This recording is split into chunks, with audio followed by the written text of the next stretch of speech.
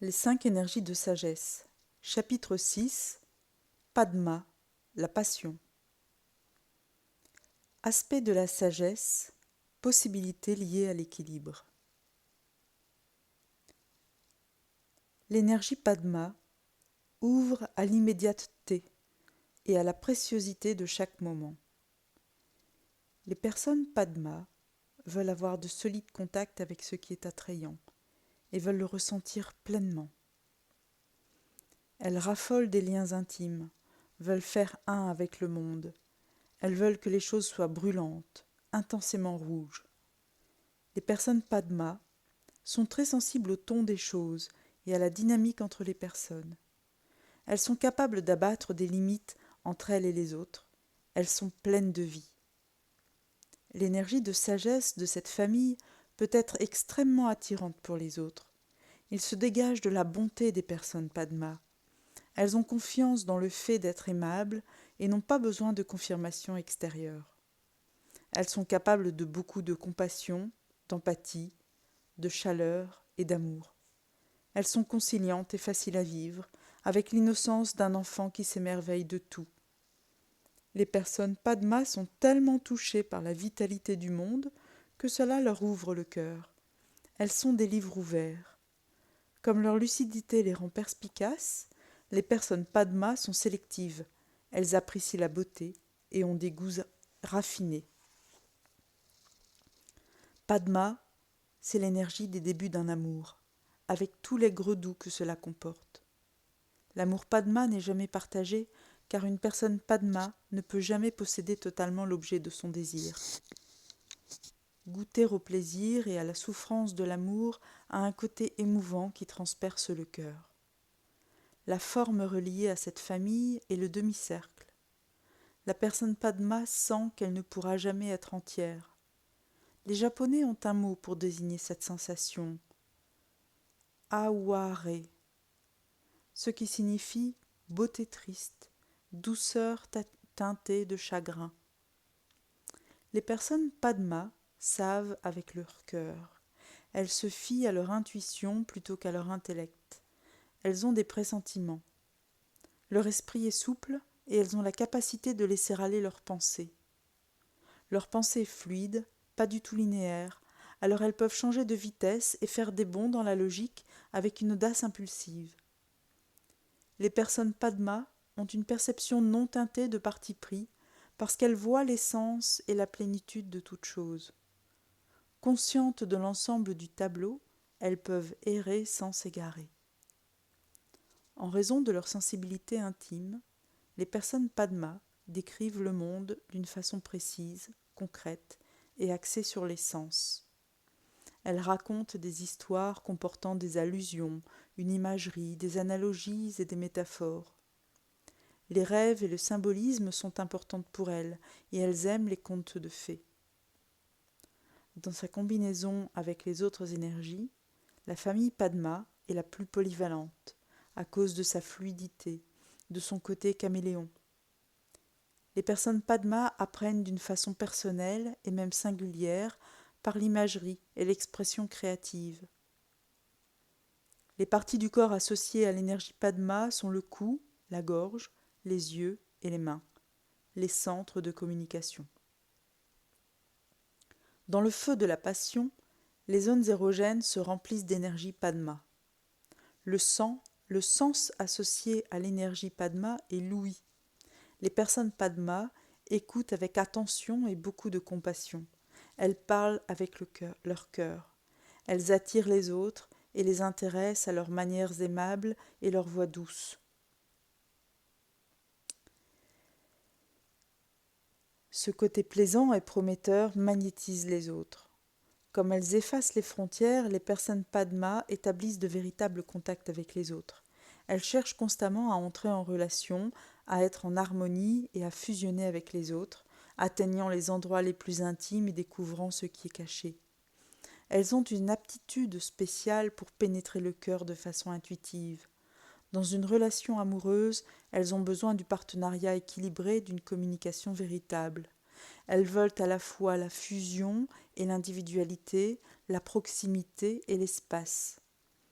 Les personnes de type Padma sont disposées à être présentes, que ce qui arrive soit positif ou négatif. Elles offrent spontanément l'hospitalité. Extraverties, elles exudent le charisme et l'appréciation, l'exubérance et l'esprit. Elles sapent toute résistance à leur présence. Leur beauté intrinsèque crée de l'énergie. Les personnes Padma ressentent que le monde leur est éternellement hospitalier et elles semblent toujours obtenir ce qu'elles veulent. Elles suscitent chez les autres le rire ou les larmes. Être aux côtés d'une personne Padma nous fait nous aimer nous-mêmes. Les personnes Padma peuvent être très visibles, outrancières et attrayantes, comme Scarlett O'Hara, Mick Jagger, Marilyn Monroe et la princesse Diana. Même si elles portent souvent des vêtements voyants et colorés, très ornementés, elles conservent un sens de la civilité, de l'élégance et du raffinement, un charme d'une intensité muette. Le mot japonais qui traduit cette énergie est iki, qui, dans la culture geisha, désigne une sophistication raffinée, avec une touche d'attrait sexuel, comme une coiffure rigide dont s'échapperait une mèche de cheveux. Autre image, Padma, une ingénue, une jeune femme délicieusement innocente, mais consciente de son charme. Les personnes Padma sont enjouées, coquettes et séductrices. Elles aiment socialiser. Elles apprécient les sports collectifs, non compétitifs, les réceptions et le théâtre. Voici des activités Padma. S'attabler à un café pour discuter des complexités de la vie et de l'art. Se rendre dans un bar pour rencontrer des gens et flirter. Le monde de la haute couture et celui du spectacle ont grandement tiré parti de l'attrait des gens pour l'énergie Padma. Les personnes Padma aiment les climats chauds où règne la camaraderie et le plaisir sensuel. Elles veulent toucher, être en contact, se baigner dans l'eau parfumée et se faire masser. Leur monde est chargé de sexualité et d'exotisme. Il existe de forts éléments Padma dans les cultures du sud de l'Europe, Méditerranée, sud de la France et de l'Italie, et dans les mers du Sud, à Bali, en Californie et à Hawaï. Le paysage Padma est fait de jardins, de prés fleuris et de collines onduleuses. L'énergie Padma est à son plus fort au coucher du soleil, au crépuscule ensorcelant. Elle est illustrée par une garden party avec de la musique douce, des teintes pastel et des mets raffinés, ainsi que par le printemps, avec ses journées parfumées, ses fleurs épanouies et les gens qui sortent de chez eux pour profiter de la chaleur. La famille Padma est le royaume de l'artiste visuel, plein d'énergie créative et sensuelle. Les périodes impressionnistes et romantiques, avec leur amour de la couleur et de la lumière, plutôt que des lignes et du volume, caractérisent cette famille. Les œuvres de Monet, Rodin, Renoir, Toulouse-Lautrec et Degas évoquent la sensibilité Padma à l'intimité et au plaisir. Le cœur et la voix qu'empruntent les personnes Padma pour établir un lien avec la religion. Elles éprouvent une forte dévotion à l'égard des personnages religieux. En tant que chefs religieux, les personnes Padma tissent des liens étroits avec leurs adeptes. Parmi ceux qui manifestent de l'énergie Padma, on compte les artistes glamour, les thérapeutes et les bébés. En matière de thérapie, les personnes Padma recherchent un style immédiat, ayant une résonance émotionnelle. La thérapie de groupe axée sur les processus, où les interactions personnelles ont lieu sur le champ, est ce qui satisfait le plus les personnes de cette famille. La gestalt-thérapie, avec dialogue interne entre diverses parties de soi, conviendrait aux personnes Padma, tout comme l'analyse transactionnelle, approche plus émotionnelle de la psychanalyse. La thérapie corporelle qui illustrerait le mieux cette famille est le massage sensuel. Les personnes Padma aiment également l'art-thérapie qui leur permet de s'exprimer sans superposition conceptuelle. La musique Padma peut être émouvante et triste ou enjouée, romantique et lyrique. Les œuvres de Debussy, Schubert et Chopin illustrent l'énergie Padma, comme le blues et les chansons d'amour romantique. L'énergie Padma se caractérise par des moments de pointe. Le son fondamental de cette énergie est « et » qui masse la région de la gorge, centre de la communication. La danse Padma est expressionniste, allant du pas de deux à la danse de salon, en passant par la danse du ventre et le striptease. Elle a tendance à onduler, à être sensuelle et toujours changeante, avec des mouvements circulaires indirects. Le mouvement Padma pourrait aussi en être un de suspension dans les airs, de rencontre et de départ. La littérature Padma englobe la poésie, les romans et les paroles des chansons d'amour. Les magazines sont conçus pour miser sur cette énergie.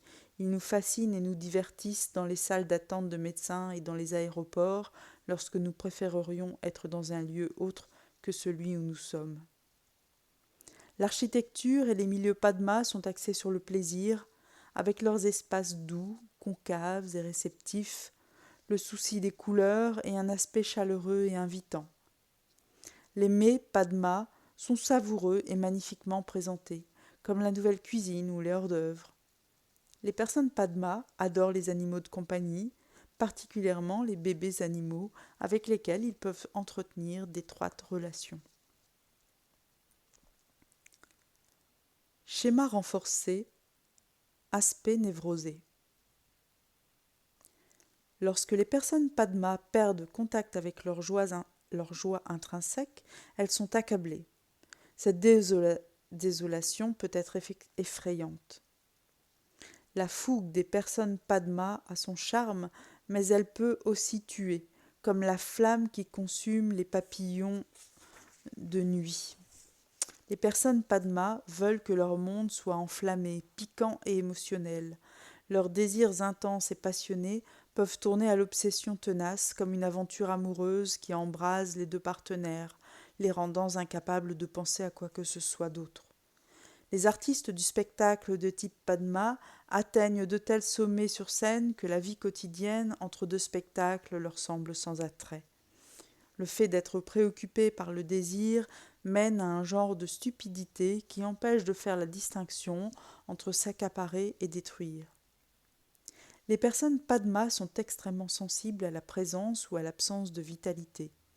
Elles rêvent d'intimité si elles n'en ont pas assez, mais elles se sentent menacées si elles en ont trop. Les personnes Padma névrosées cherchent constamment le degré d'intimité convenable. Elles enveloppent jusqu'à se sentir claustrophobes, puis elles rejettent. Un autre schéma Padma névrosé consiste à saisir l'instant et à s'y agripper, le figeant ainsi dans le temps. Ironiquement, cela tue l'objet de leur désir et paradoxalement affaiblit l'intensité qu'elles recherchent. Cependant, après une brève accalmie, leur énergie ressurgit et le cycle de l'agrippement recommence. Ces schémas d'attraction, répulsion, de passion, agression, d'amour, haine constituent l'effort des personnes Padma névrosées pour manipuler leur monde. En quête de plaisir, elles cherchent ainsi à éviter la souffrance. Volages et facilement distraites, les personnes Padma établissent une relation, puis elles s'en vont lorsque cela devient trop inconfortable. Elles ne veulent pas être coincées parce qu'alors la magie disparaît. Elles ne semblent jamais en avoir assez, mais, tandis que les personnes Ratna tirent tout ce qu'elles peuvent de la situation, celles du type Padma passent à autre chose. Elles sont crédules et se laissent facilement séduire. Les personnes Padma sont ambivalentes face au monde. Il est difficile de prévoir ce qu'elles feront parce qu'elles sont fluides et glissent entre les mains. Elles ne restent que si quelque chose est emballant en soi et qu'elles peuvent fréquenter des gens, comme être guide touristique dans un lieu exotique. Les personnes Padma névrosées sont exagérément préoccupées par leurs relations parce qu'elles se sentent fondamentalement incomplètes, éternellement séparées de leur amoureux et du monde. Elles tombent toujours follement amoureuses et finissent par avoir le cœur brisé. Elles trouvent une autre personne merveilleuse et se sentent insignifiantes. Elles essaient de fusionner avec l'autre. Comme leur sentiment d'insuffisance engendre le désir de posséder, elles sont extrêmement compétitives. Tel le feu, elles veulent tout consumer. Elles aiment la souffrance et l'extase de la conquête et du rejet, de l'excitation et de la perte.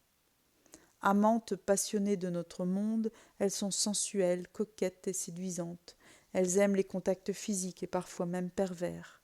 Elles peuvent être érotomanes, recherchant toujours plus de sensations érotiques. Chez les personnes Padma à l'extrême, l'élément de danger augmente l'intensité des émotions. Cette énergie peut devenir manipulatrice et cruelle. Les personnes Padma névrosées recherchent constamment les distractions et l'excitation. L'ennui et la médiocrité sont menaçants. Quand il ne se passe rien dans leur vie, elles paniquent. Leur esprit est très fertile et leurs pensées souvent délirantes et décousues. Elles peuvent facilement être submergées par les fantasmes à l'égard de situations nouvelles. Elles recherchent la perfection et deviennent irritables quand elles ne la trouvent pas. « Est-ce tout ce qu'il y a ?» demandent-elles. Elles sont difficiles à satisfaire et tatillonnent dans les contacts qu'elles entretiennent avec les gens et les choses, faisant toujours des comparaisons mesquines et des critiques. Les personnes Padma ont de la difficulté à prendre des décisions parce qu'il existe tellement d'options intéressantes mais pouvant causer des souffrances. En choisir une signifie abandonner toutes les autres. Même si elles détestent rater une source de plaisir et d'excitation, elles craignent aussi de se faire blesser. La confusion provoquée par ce dilemme et le chagrin de se trouver seules rend les personnes Padma sujettes à la dépression. Dans les cas extrêmes, elles peuvent même devenir maniaques. Elles atténuent les sentiments de solitude et des dépressions en s'apesantissant sur le passé et en fantasmant sur l'avenir. La douleur et le plaisir deviennent interchangeables. La douleur peut être agréable parce qu'elle est si intense. Elles font des abus de toutes sortes, drogue, alcool, peine d'amour, pour oublier ou pour apaiser la souffrance ou la rehausser.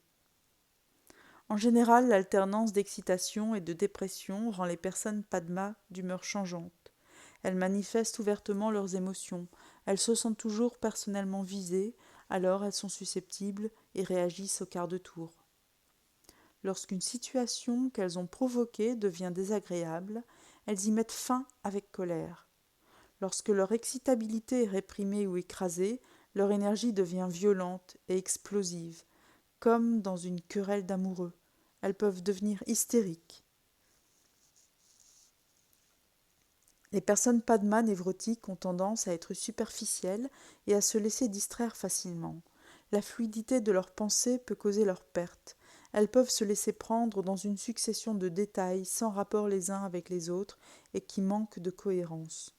Puis, elles semblent écervelées, incohérentes, faisant des coqs à l'âne, comme des jeunes filles pétillantes qui ne finissent pas leurs phrases.